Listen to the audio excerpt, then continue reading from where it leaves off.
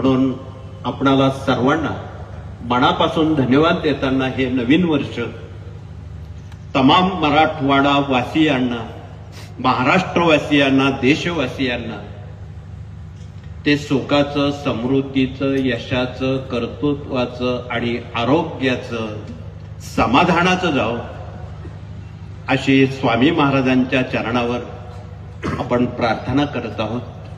भगवतीच्या चरणावर प्रार्थना करत आहोत.